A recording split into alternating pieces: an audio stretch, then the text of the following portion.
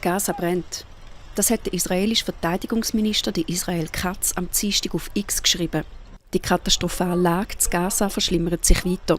Nur eine einzige Küstenstrasse ist vom israelischen Militär als Fluchtroute freigegeben worden. Im Hintergrund der Rauch der neuesten Bombardierungen. Laut dem israelischen Militär sollen sich noch zwischen 2.000 und 3.000 Hamas-Terroristen in Gaza-Stadt aufhalten. ככל שעוצמת המתקפה כאן תהיה גדולה, היא קודם כל באופן ישיר הולכת ומכריעה את החמאס.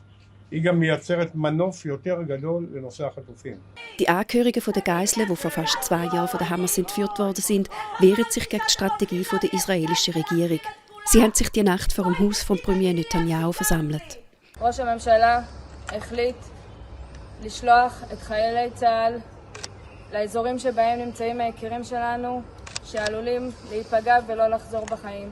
הוא עושה הכל כדי שלא תהיה עסקה ולא להחזיר אותם. Bis gestern sind die Schätzungen davon ausgegangen, dass sich noch bis zu 800.000 Palästinenserinnen und Palästinenser in Gaza-Stadt aufhalten.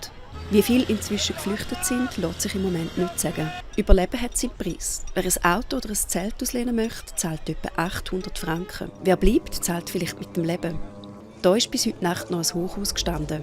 Laut den Leuten vor Ort sollen bei diesem Angriff mehrere Menschen ums Leben gekommen sein.